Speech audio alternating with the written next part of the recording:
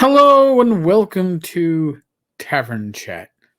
I think I'm no longer going to say podcast or vidcast because it's simply Tavern Chat, right? And that's what we're looking at right now. So I have been spending some time looking at the first edition DMG, the Dungeon Master's Guide, and it's full of a lot of little stuff that you kind of go, "Oh, I never saw that before." I mean, I've read this thing numerous times since I don't know 1980, 1981, whenever I came into gaming, and gee, I never read that. Well, today I decided to go back to the beginning, right? So I'm at the forward. Forward is written by Mike Carr, who was TSR Games and Rules editor. And this is from May 16th, 1979. I think it's interesting. It raises some important questions or thoughts, concepts. Is dungeon mastering an art or a science? An interesting question. If you consider the pure creative aspect of starting from scratch, the personal touch of individual flair that goes into preparing and running a unique campaign, or the particular style of moderating a game adventure, then dungeon mastering may indeed be thought of as an art. All right. I would say yes. But again, he's saying is it art or a science, and I don't know if it can be broken down simply as an art or a science. It is a skill, and you can be book learned in a science, or you can take art classes to get better at it, right? But there are people that are just naturally better at art. They're born with that skill, that talent. And I think on some level, successful dungeon masters, those really special ones, have it as part of their talent. Whether you want to say it's God given or whether they were born with it or whatever, we all have little things that we excel at because of the way we are wired. And I think that's part of it. Some people will never be better than adequate dungeon masters or GMs, and some people are just amazing at it. A lot of it can be learned, but for some people, it really can't be. If you consider the aspect of experimentation, the painstaking effort of preparation, and attention to detail, and the continuing search for new ideas and approaches, then dungeon mastering is perhaps more like a science. Not always exacting in a literal sense, but exacting in terms of what is required to do the job well. And that's the difference. See, I look at art and you look at science, and science is going to be by the book, whereas art is not necessarily going to be as literal. I guess like art is you putting more of yourself into the dungeon mastering, well, whereas the science aspect to me would be more like, I don't know, following the instructions in an adventure, right? You have an adventure that's given to you. If you're doing it from the science way, you're going to read the box text as if it was box text, and the player should interrupt you as you read the box text. You enter the tavern. It is cold, and you can feel the breeze coming in through the open windows. And that shit.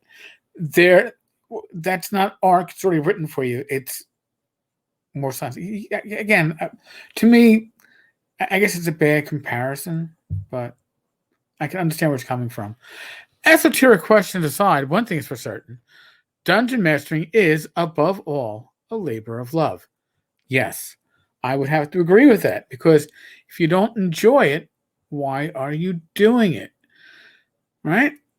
Players get to game, and it requires no prep on their part, right? It literally is your players come to let you set the virtual table or whatever.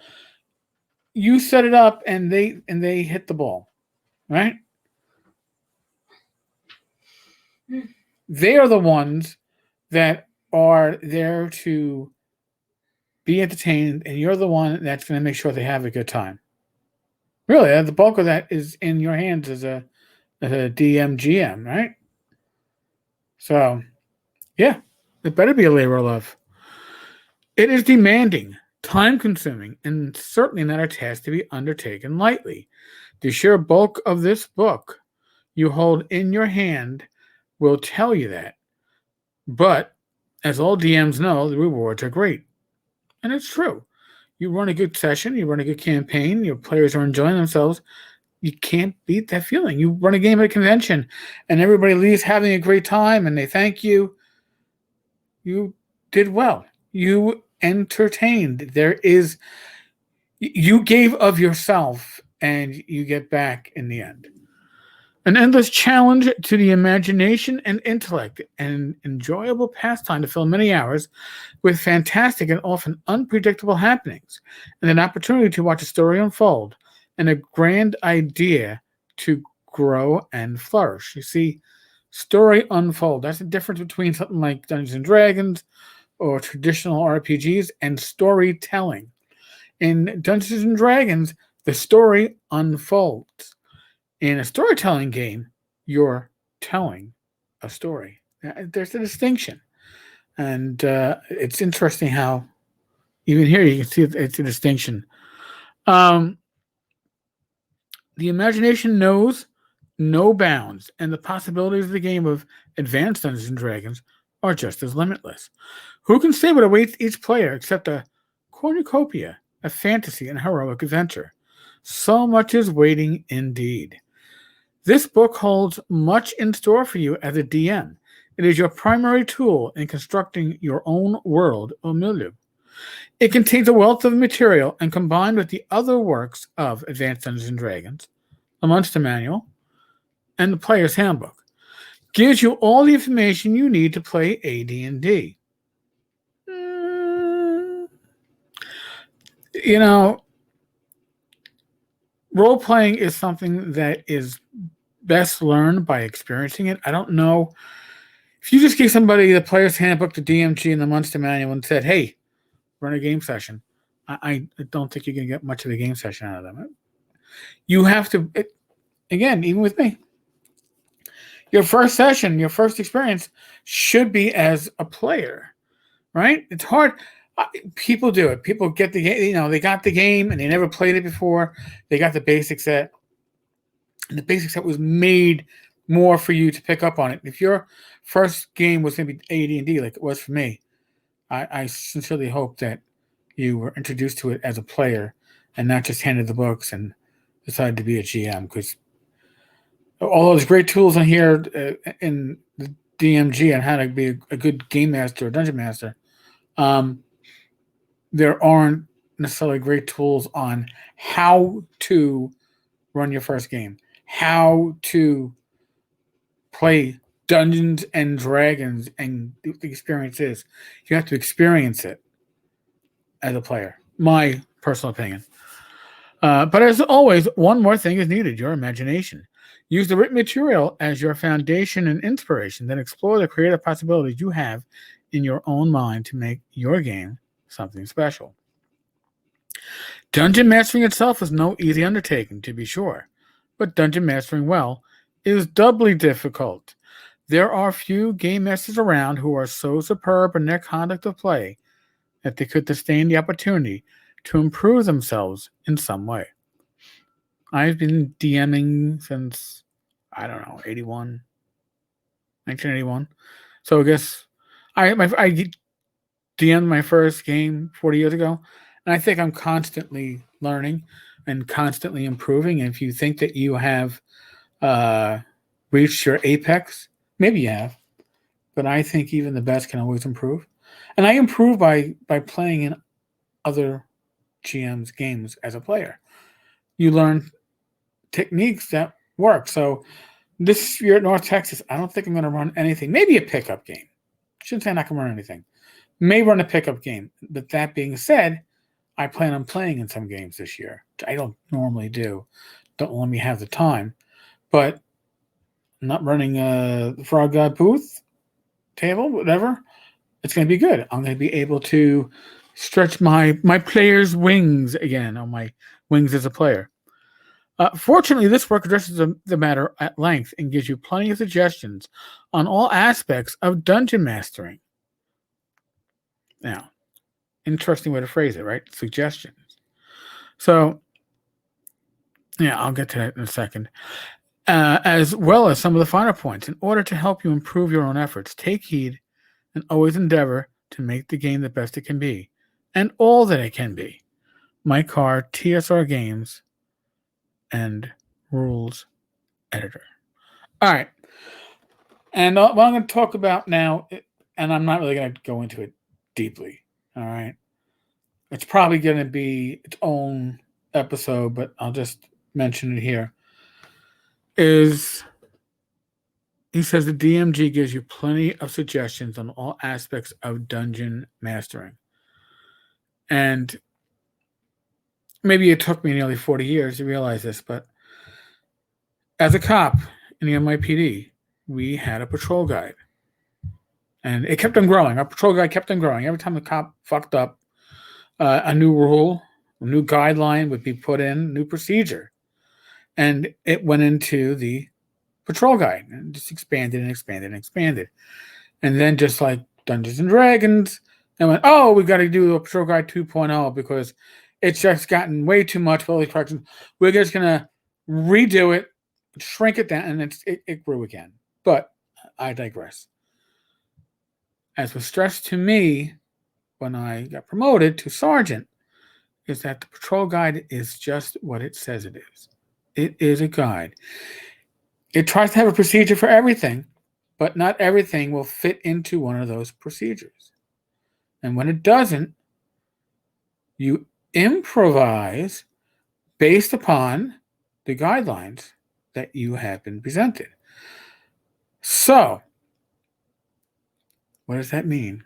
Right? What does that mean? It means that when I was a kid, I read the DMG and I thought that everything there, these are the rules, these are what you had to use. This was it, man. This was, and it's a Dungeon Master Guide. It's not a handbook, right? It's not a rule book. No, it's not the Dungeon Master rule book. It's the Dungeon Master's Guide. Think about that. I'm thinking about that, and I find it very interesting to think about. So, again, like I said, that's a whole other episode. Folks, we are in the midst of the world of COVID. I should probably... I'm kind of out of frame. I apologize. We are in the midst of the world of COVID. I am not a medical professional. I make no ifs, ands, or buts about that. I don't play one on TV. I am going to say use your common sense to keep yourself healthy and safe. Because you can't help others and you can't keep others healthy and safe if you're not keeping yourself healthy and safe. Okay? So make the decisions that keep you healthy and safe. Use your common sense. On that note, be safe. Be well. God bless. Roll those dice. Knock on... Oh, that wasn't the wood. There's the wood. Knock on wood, I'll be back again tomorrow. Tomorrow will be a live stream at 10 a.m. 10 a.m. I will... Oh, yeah, let me hide that. I will be sitting down. I want to get his name right. Well, I'm going to be sitting down with the Noble Dwarf. And it's going to be... Noble Dwarf is the print-on-demand company that does like Alyssa Faden's maps. And among other things. I got to see if we can get maybe some... Tenkar's Tavern print-on-demand stuff. It's a question to ask. So in any case, we're going to be sitting down for a live stream at 10 a.m. Eastern tomorrow. So if you are around, feel free to join in. Always love the live feedback.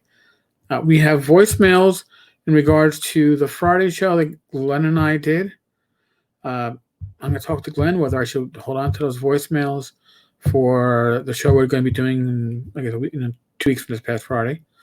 Or should I trust them earlier? I don't know. I'll ask Glenn. Folks, seriously, thank you. If you need to leave me a voicemail, if you have feedbacks, please 347-509-5168, 347-509-5168, or use the Anchor app. You can leave a voicemail with that, but with the Google number, you can. I think it's up to at least 3 minutes now. I've gotten some pretty long voicemails. And if you go to anchor.com or anchor.fm /Eric-Tenkar, there is now going to be a weekly podcast that converts the daily blog into an audio stream. So this past week is about 16 minutes long. You can listen to the past week of the blog on your commute to work. Or if you are visually impaired and haven't been reading the blog, you can now catch up on a blog. So that's where you find it. It's not up on Apple Podcast or Google Play yet. It is up on Spotify because now Spotify owns Anchor. So that went up pretty quickly. But just saying, it's out there. I'm just doing this as a service. I'm not, there's no additional content. You can read those stuff on the blog. But for those that want to hear a pretty good automated voice reading it, I was actually impressed with the quality. I'm not reading it. That would be foolhardy. Interesting, but foolhardy. All right, folks. Like I said, tomorrow, 10 a.m. Eastern, live stream. Join us. Good night, folks. And again, thank you so much. Appreciate it. Oh, subscribe. That's it. Yes. Subscribe if you're listening to this on YouTube. Subscribe, like the episode, comment, whatever. It all helps. Later.